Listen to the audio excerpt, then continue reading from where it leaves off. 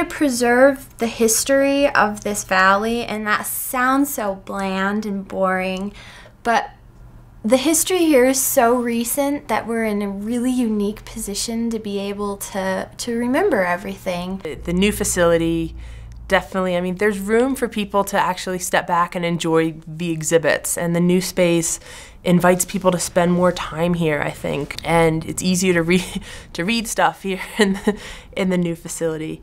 And the little area for kids to play dress up in the new facility. I mean, when I volunteered as a docent, it was really fun to watch the different ways the kids would combine the aprons and the chaps and the hats and everything that area has for them to play with.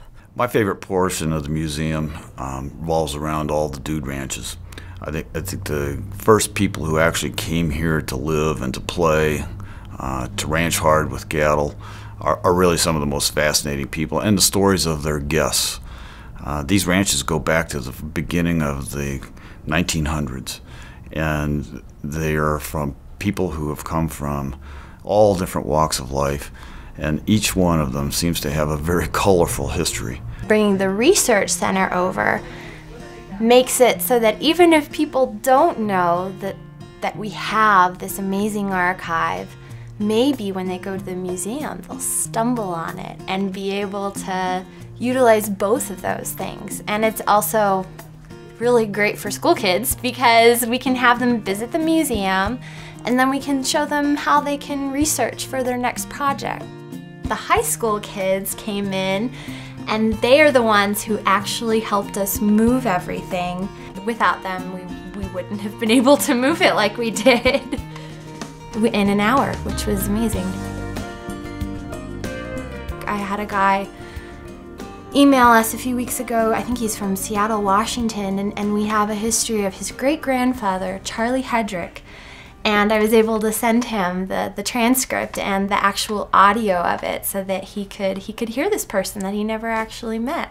The events that are offered by the Historical Society and Museum are wide-ranging, so that it appeals to a wide group of interests. So I went to the Voices of the Valley presentation that Jay and Tracy Peterberry did, and aside from them having some amazing stories to tell about doing the Iditabike and the endurance riding and racing that the two of them do, like, I just enjoy that series because it is so varied. I mean, it has everything from people talking about what it was like living in the valleys in the 70s to present day valley people who are doing crazy stuff like riding their bikes thousands of miles up and down the Rockies. We at the Jackson Hole Historical Society and Museum do everything from programs out in the community like extreme skiing programs with Bill Briggs and Christian Beckwith, to long ago history of the Shoshone Indians who came here. We do exhibits both in our museum and we also do them at other historic sites in the community like Grand Teton National Park.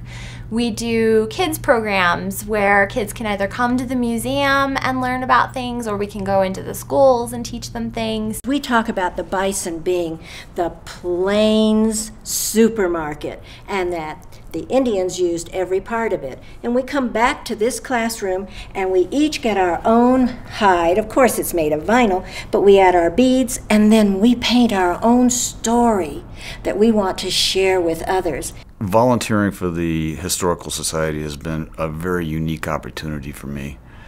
This particular organization is very open and receptive to bringing people in and helping them understand what's happening in the valley. We do have a shared history, and it's not something that should be lost. I mean, this is so much more than a pretty place. I mean, this is also, I mean, the valley is a lot who has lived here over the years. And to share the stories of the people who came before us, I think that's very important.